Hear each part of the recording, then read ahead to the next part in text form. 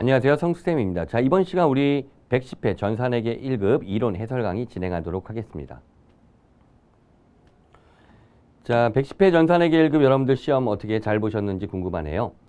자, 분명히 여러분들 좋은 점수 받았을 거라 좀 기대해 보고요. 자, 그러면 먼저 해설 강의에 앞서서 총 전체 강평을 먼저 해드리도록 할게요.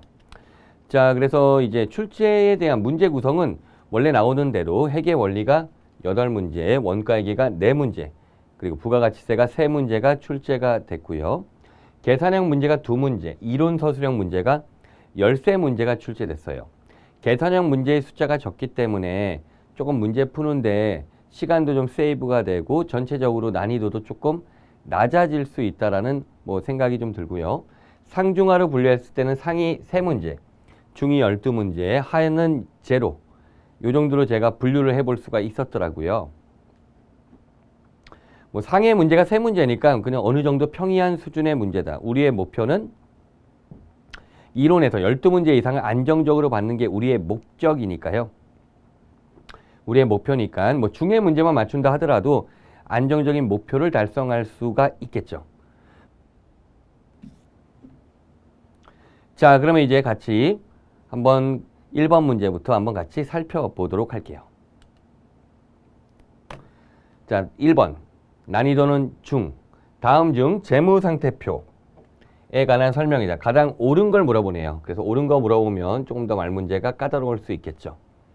그리고 문제에서 물어보는 건 재무상태표와 관련된 내용이죠. 1번. 일정 시점에 현재 기업이 보유하고 있는 자산 부채, 자본에 대한 정보를 제공하는 재무보고서. 재무상태표가 나왔을 땐 딱 두 시점 정도를 보면 되거든요. 첫 번째가 일정 시점이라는 거. 그리고 재무상태를 나타내 준다는 거. 그 재무상태를 자산부채 자본으로 나타내 준다. 그러니까 1번은 옳은 말이죠. 반면에 2번은 일정 기간의 기업의 수익과 비용에 대한 보고서를 이제 보고하는 보고서야. 2번은 누구예요? 바로 손익계산서에 대한 설명이죠.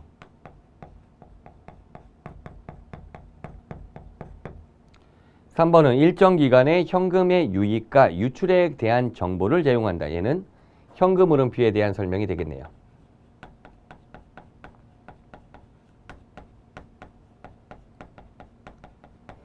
4번은 기업의 자본 변동에 관한 정보를 제공하는 재무보고서, 자본 변동표가 되겠죠.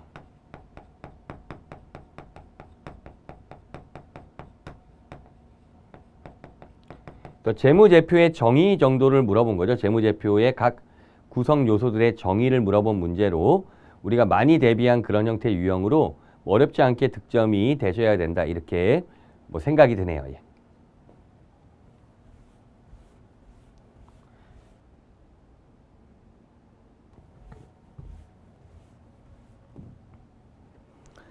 자, 그러면 이제 2번 문제 같이 볼까요?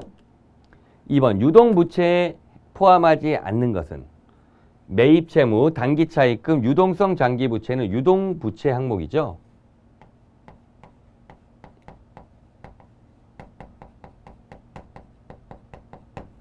유동성 장기부채라고 하는 거는 원래는 장기차입금인데 만기가 1년 이내가 되니까 우리가 유동성 대체를 통해서 유동부채로 분류한 항목이 되고요. 자, 답은 임대보증금이 되겠죠. 임대보증금은 비유동부채가 되겠죠.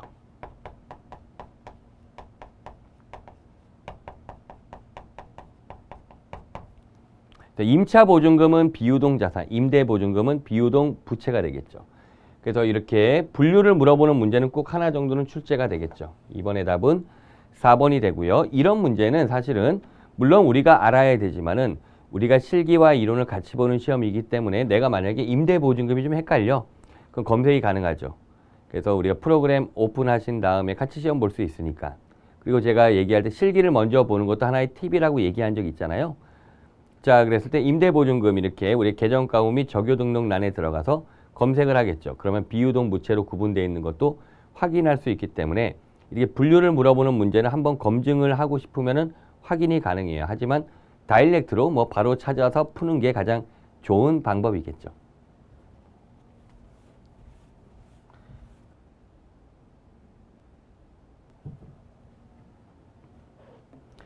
자, 이제 3번 문제 한번 확인해 볼게요.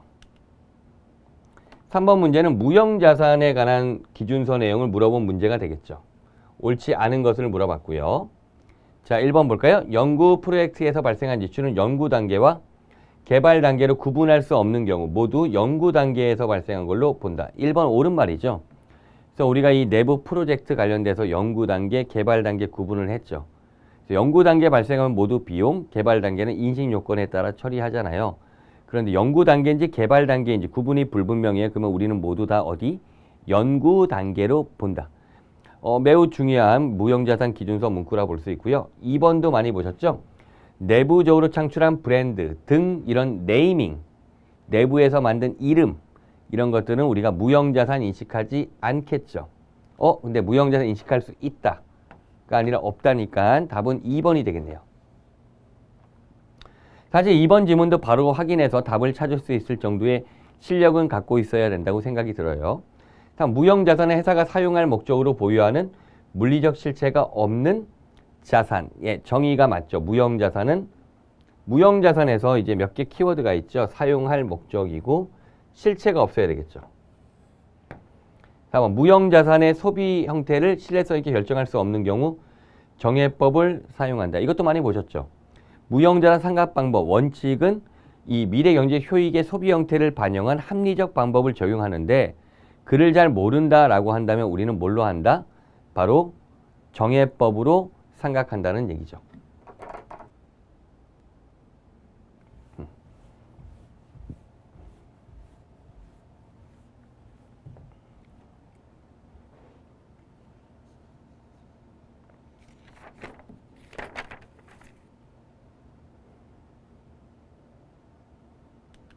(4번) 문제 볼까요? 자, 일반 기업회계 기준에 의한 수익인식 시점에 대한 설명으로 옳지 않은 것은 우리가 이 수익인식 시점에 대해서도 각각 정리를 좀 잘 해주셔야 되겠죠. 옳지 않은 것을 물어봤고요.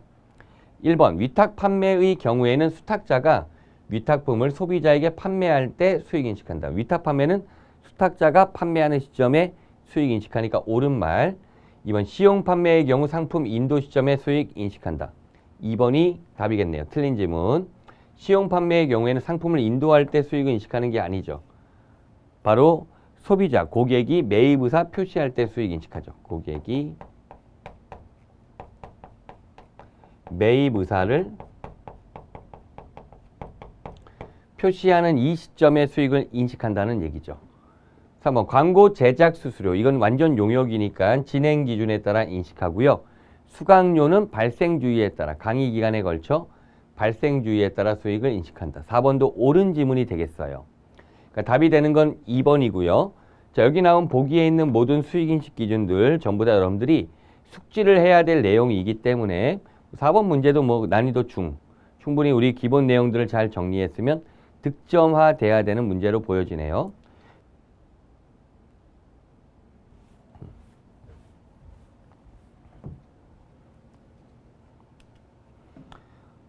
자, 5번 문제 볼까요? 자, 재고자산의 단가 결정 방법 중 매출 시점에 해당 재고자산 실제 원가를 기록하여 매출 원가로 대응시킴으로써 가장 정확하게 원가를 파악할 수 있는 단가 결정 방법. 이건 누구에 대한 설명이겠어요? 바로 개별법에 대한 설명이죠. 또 개별법은 매출 시점에 그 원가를 추적해서 우리가 원가 계산할 수 있기 때문에 가장 정확하게 계산도 되고요. 개별법이 가장 수입 비용 대응 그 원칙의 논리에도 가장 잘 부합된다고 볼 수가 있겠죠.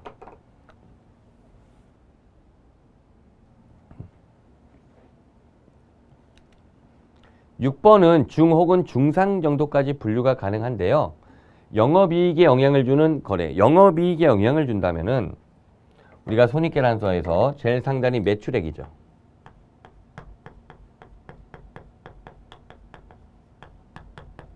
매출액에서 매출 원가를 차감하면 매출총익 나오고요. 매출총익 생략할게요. 판관비까지 차감하면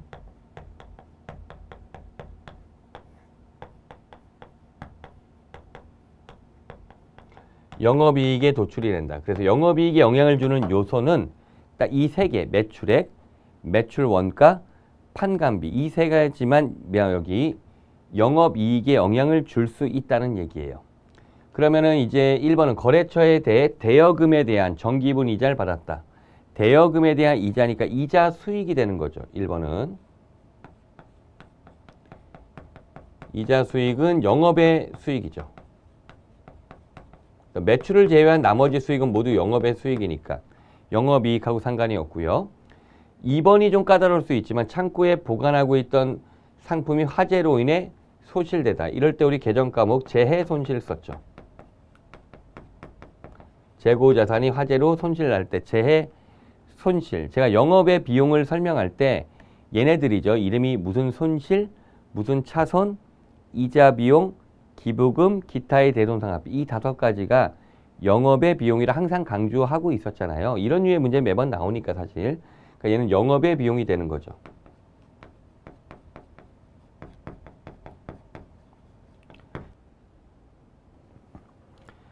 (3번은) 차입금에 대한 이자니까 이자 비용이 되는 거죠.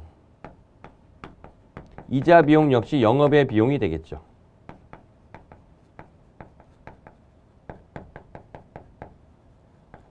그러므로 얘도 마찬가지로 영업이익에 영향을 줄 수 없었고요. 마지막 영업이익에 영향을 줄 수 있는 거는 4번이에요. 일용직 직원에 대한 수당을 지급한다. 일용직 직원에 대한 인건비는 우리가 계정 과목은 잡급으로 처리해요. 근데 잡급이 여기 판관비가 되는 거죠.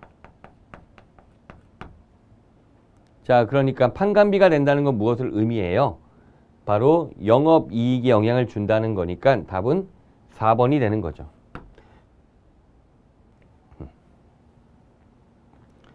그래서 난이도는 중 혹은 중상 정도로 파악할 수 있는 그런 문제다 볼 수 있겠어요. 근데 우리가 워낙 이 내용에 대해서 이런 거는 거의 매번 출제가 되니까 이 내용에 대해 이론 강의 설명할 때 많은 설명, 또 문제를 통해서도 다시 반복 설명해 드리기 때문에 충분히 이 정도는 좀 대비가 돼 있어야 되지 않을까 조심스럽게 예측해 보고요. 조심스럽게라는 말을 붙인 거는 혹시 틀렸을까 봐. 당연히 맞췄어야 되는데 혹시 틀린 분들 좀 너무 상심할 필요는 없다. 중상 정도다 이렇게 설명했기 때문에 그래서 좀 한번 붙여본 거예요. 자, 드디어 계산 문제가 나왔네요. 상해 문제고 다음 거래를 이용하여 회계 처리할 경우 단기 순이익의 증감액은 얼마일까요? 이런 문제는 뭐 분계를 구제할 필요가 없죠. 바로 찾아주면 다른데 첫 번째가 매도 가능 증권. 장부 금액이 500만 원 그리고 공정가치가 50만 원. 그럼 매도 가능 증권은 공정가치 평가하겠죠. 50만 원만큼 평가 손실이 발생하겠지만 얘는 뭘로 처리하죠? 우리가 매도 가능 증권 평가 손익은 단기 손익이 아니죠. 바로 기타 포괄 손익으로 처리하죠. 자본 항목인 기타 포괄 손익으로 처리한다. 그러므로 단기 순이익에는 영향이 없다라는 얘기죠. 반면에 단기 매매 증권의 경우에는 우리가 공정가치 평가하고 평가 손익을 단기 손익으로 처리하니까 얘는 단기 순이익 영향이 있겠죠. 300만 원이 330만 원 됐죠.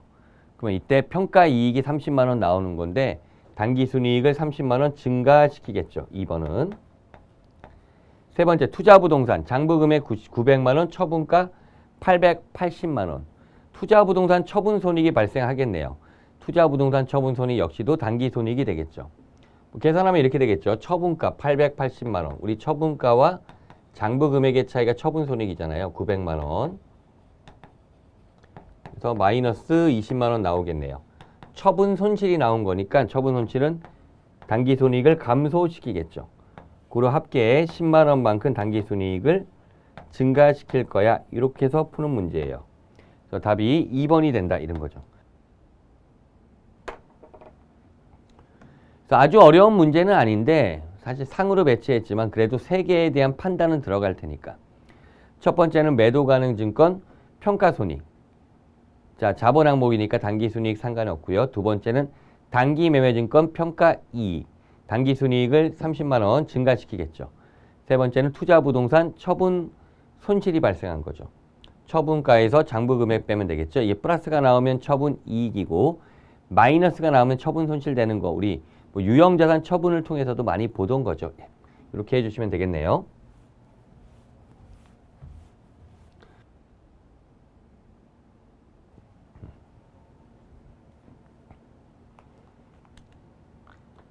(8번은) 이제 중상 혹은 상으로 배치할 수 있는데요. 자, 예를 한번 설명해 볼게요.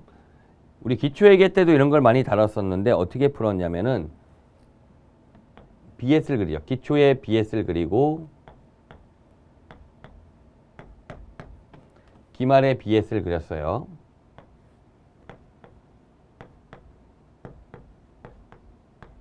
일단 옮길 수 있는 거 옮기면은 기초의 자산은 90만 원, 기초의 부채는 50만 원 이렇게 두 개를 옮길 수 있었죠. 이걸 통해 간접적으로 기초의 자본이 얼마다?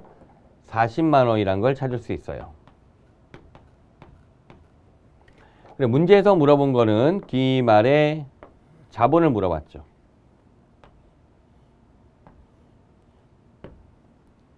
뭐 부채가 있지만 뭐 걔는 옮기는 거랑 답은 상관이 없지만 어쨌든 뭐 옮겨볼게요. 이런 식으로. 그리고 이 사이에 뭐가 끼는 거죠? 바로 자본의 증감이 영향을 주면 되겠죠. 그래서 출자가 있어요. 출자가 일어나면 우리가 유상증자, 자본이 증가하죠. 10만 원만큼 자본 증가. 이익 배당금이라 되어 있는데 저기 다른 말로 현금 배당이에요. 그러면 5만 원만큼 자본을 감소시키겠죠. 마지막은 이제 수익에서 비용을 차감하면 단기순이익이 나오겠죠. 단기순이익만큼 우리 자본이 증가하는 거죠. 110만 원에서 90만 원 차감하니까 20만 원만큼 단기순이익이 증가한다. 그럼 이들을 합산해서 다 계산해 본다면 얼마가 나와요? 25만 원이 나오죠. 합계가. 그다음 기초에 얼마야? 40만 원에서 출발했는데 25만 원만큼 플러스가 된 거니 기말의 자본은 65만 원이고 이 문제의 답이 되겠죠. 요 정도 풀려요. 요 정도. 그래서 답은 4번.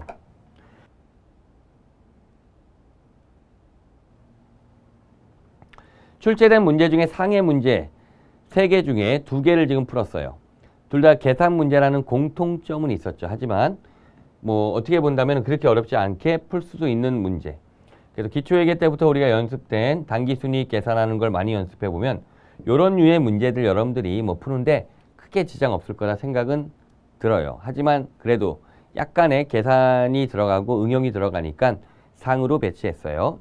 이런 걸 득점할 수 있게 되면은 여러분들이 이제 여기 이론만 놓고 봤을 때 거의 100점에 육박하는 점수로 가는 거죠. 15문제 중에 15개를 향해 가는 거죠.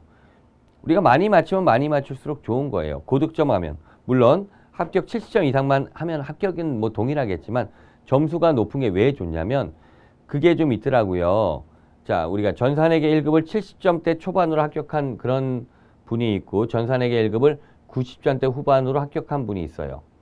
동일한 기간을 공부했고 둘 다 합격했으니 일단은 전산회계 1급의 입장에선 둘 다 동일한 효과를 얻을 수 있다라고 볼 수 있는데 그 이후에 전산세무 2급을 대비하겠죠. 전산세무 2급은 전산회계 1급의 내용을 모두 포괄하고 있기 때문에 거기서부터 실력 차이가 나요. 그래서 예를 들어서 회계 1급에서 90점대 후반 받은 사람과 70점대 초반으로 합격한 사람이 전산세무 2급의 합격 가능성이 얼마나 높을고 또 그 기간이 얼마나 짧은 거는 그때 나타나니까 뭐 예를 들어서 우리가 다다익선이라고 고득점 하면 고득점 할수록 좋은 거겠죠. 이런 문제를 득점하면 이제 거의 만점을 향해 가는 거고요. 자, 이제 이렇게 8개의 재무회계, 그러니까 회계 원리 문제를 확인했어요. 자, 9번 이제 원가회계 문제 볼까요? 자, 9번은 원가회계에 대한 설명으로 옳지 않은 것은 1번 외부의 정보 이용자. 유용한 정보를 제공해. 벌써 이 외부 정보 이용자에 대한 설명. 참고로 잠깐 이 얘기를 먼저 할게요. 여기서 원가회계라는 표현이 나오는 순간 해석상 얘는 관리회계로 해석을 하시는 거예요. 관리회계는 이제 외부 정보 이용자를 위한 회계가 아니죠. 내부 정보 이용자를 위한 회계죠. 그러니까 외부 정보 이용자를 위한 회계를 여기 말한 거는 바로 재무회계에 대한 특징이죠. 그러므로 1번이 답이 되는 거고요. 2번 원가 통제에 필요한 정보를 제공한다. 혹은 제품 원가 계산. 4번에 경영계획 수립 통제에 관한 정보를 제공한다. 2, 3, 4는 원가회계 혹은 관리회계에서 요구하는 내용을 말하고 있는 거겠죠. 그래서 뭐 9번도 어렵지 않게 득점을 하셔야 되고요.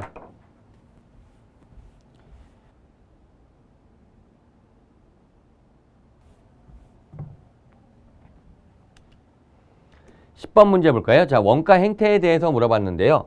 변동원가와 고정원가 분류할 때 올바른 것을 물어봤네요. 자, 1번 변동원가, 조업도가 증가할수록 총원가가 증가한다. 맞죠? 이게 바로 변동비에 대한 설명이죠. 변동원가에 대한 함수식을 써볼까요? y는 ax 이렇게 함수식을 썼죠. 그래서 조업도가 증가하면 증가할수록 총원가가 증가한다. 이게 옳은 말이죠. 2번은 이제 변동원가는 조업도가 증가할수록 단위당 원가가 증가한다. 자, 단위당 원가를 표현해 볼까요? y-라 표현해 보고요. ax를 x, 조업도 나눴으니까 a가 되는 거죠. 그러므로 변동원가의 경우에는 단위당 원가는 일정한 형태가 되겠죠.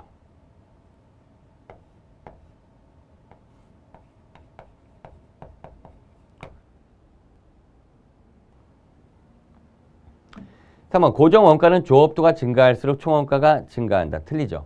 고정비, 고정비 함수식은 y는 b 이런 식으로 썼죠. 그러니까 조업도와 무관하게 항상 일정해야 되겠죠. 그래서 고정원가의 조업도가 증가할수록 단위당 고정원가는 증가한다. 단위당 고정비에 대해서 함수식을 쓴다면 y-는 x분의 b가 되겠죠. 조업도가 증가해요. x가 증가해요. 그러면 단위당 고정비는 감소해야 되겠죠.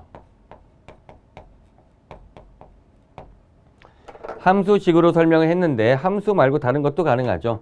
예를 들어서 이런 방법, 정 안 되면 변동비, 고정비. 총변동비가 이렇게, 변하니까 변동비, 총고정비가 이렇게 고정됐으니까 고정비라 그러고요. 단위당 만들 때는 변동비, 총변동비 한번 눌러요. 1점. 자, 총고정비 단위당 만들어요. 뒤를 눌러요. 감소하는 형태가 된다. 이 방법으로도 해결할 수 있는 문제가 되겠죠.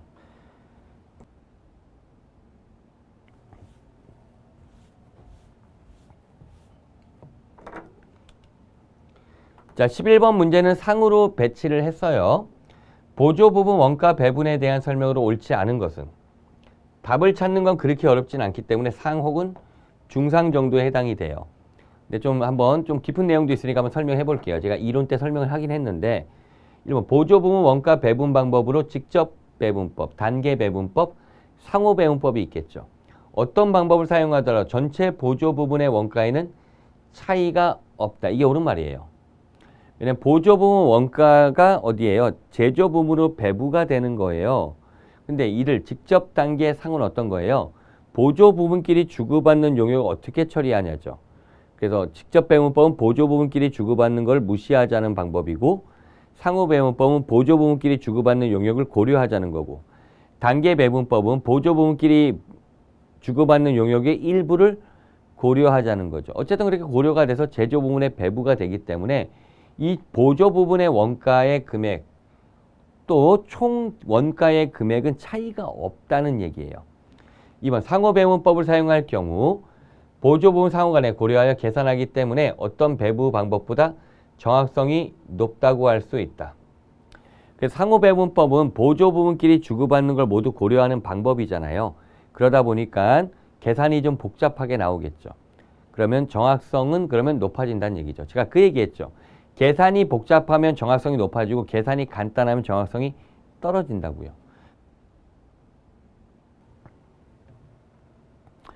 3번 단계 배분법을 사용할 경우 배부 순서를 어떻게 하더라도 각 보조 부분에 배부되는 금액은 차이가 없다. 3번이 답이죠. 직접 배분법과 상호 배분법의 경우에는 배부 순서가 상관이 없어요. 그런데 왜냐면 직접은 둘 다 고려하네, 상호는 둘 다 고려해. 근데 단계 배분법의 경우에는 두 개 중에 일부만 고려하잖아요. 하나만. 그러니까 어떤 거 A를 고려할 건지 B를 고려할 건지에 따라서 이 배부 금액이 달라진다는 얘기예요. 답이 3번이고요. 4번 직접 배분법을 사용할 경우 보조 부분 원가 배부의 계산은 쉬우나 그렇죠. 계산이 간단하겠죠. 그 다음에 상호 보조 부분과 상호 수수에 대해 전혀 고려하지 않는 방법이 바로 직접 배분법에 대한 설명이죠. 그러니까 보면은 좀 난도가 있는 문제긴 해요. 그런데 이 우리가 보조 부분 원가 배분에 대해 정확하게 이해를 하시고 또 계산 문제도 풀 수 있을 정도의 실력을 갖고 있다라고 한다면은 이 문제를 푸는데 지장이 없거든요. 근데 어쨌든 뭐 내용도 좀 길게 나오고 좀 어떤 이해를 그러니까 단순 암기가 아니라 이해를 요구하는 그런 면도 좀 있고 그러니까 좀 난이도는 상이지만 최소한 여러분들이 2번과 4번은 정리가 돼 있을 테니까 이제 1, 3번은 이게 좁혀지겠죠. 예.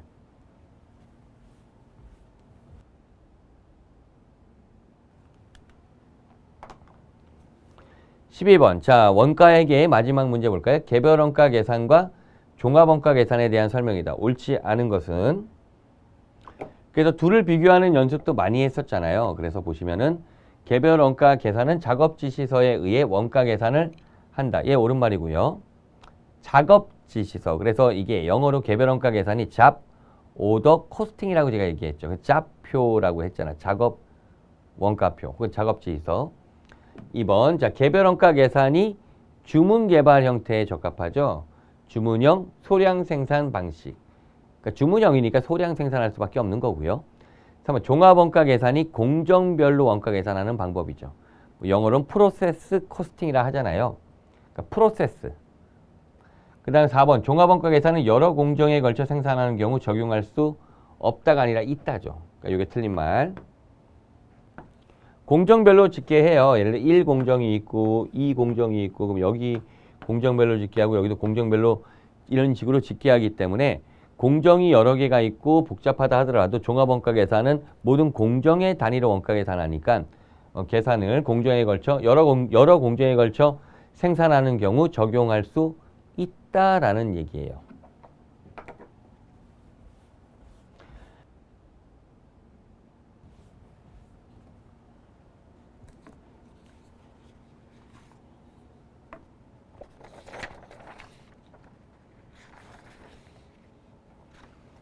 자, 여기까지 원가 관리 얘기 한번 같이 살펴봤고요. 자, 이제 부가가치세 같이 볼까요? 부가가치세도 좀 어떻게 본다면 쉽게 나왔어요. 그러니까 조금 짧잖아요. 그럼 좀 쉽다 볼 수 있겠죠. 부가가치세법상 사업자 정정 사유가 아닌 것은 1번 상호 변경, 2번 사업장 이전, 3번 사업의 종류의 변동, 4번 증여로 인해 사업자 명의 변경. 답은 4번이겠죠. 자, 이건 뭐 기본서에도 뭐 중요하게 표시한 거니까요. 그래서 1번, 2번, 3번의 경우에는 다 사업자 등록 정정의 사유인데 우리가 증여로 인해 중요한 이게 자발적으로 이게 준 거잖아요. 사업장을. 증여로 인해 사업자 명의가 변경되면은 이건 부가가치세법에 여기 사업자 등록 정정 사유가 아니고요. 얘는 사업자 등록 폐지 사유죠.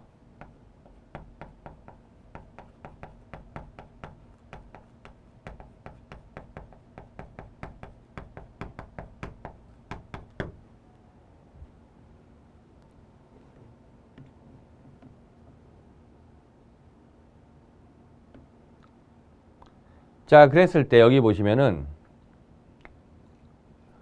증여가 아니라 상속에 의해서 사업자 명의가 변경된 경우가 사업자 등록 정정 사유가 되겠죠. 상속이 있다는 거는 이제 피상속인이 사망한 거잖아요. 그렇기 때문에 그 경우에는 이제 자발적인 증여가 아니잖아요. 그래서 그때는 사업자 등록 정정의 사유고 반면에 증여에 의한 사업자 명의 변경은 사업자 폐업 사유 혹은 폐지 사유가 되겠죠.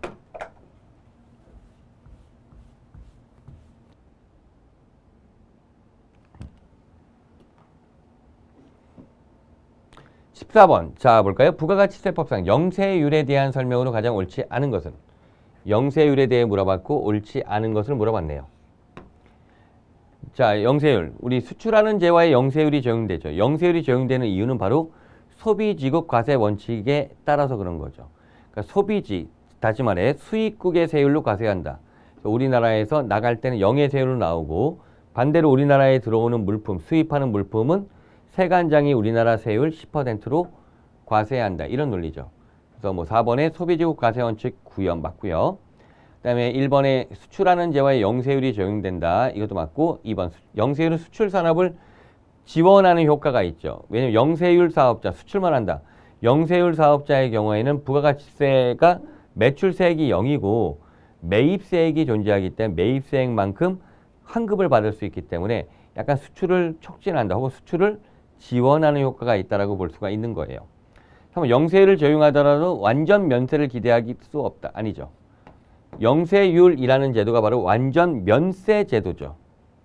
반면에 면세 제도가 부분 면세 제도잖아요.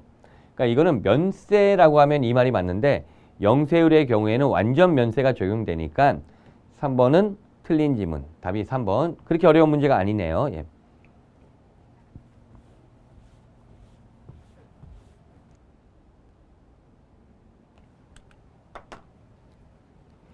마지막 부가가치세 세 문제도 좀 쉽게 나왔어요.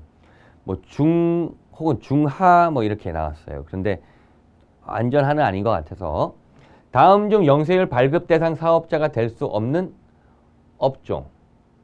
영수증 발급 대상 사업자가 될 수 없는 업종을 물어봤죠.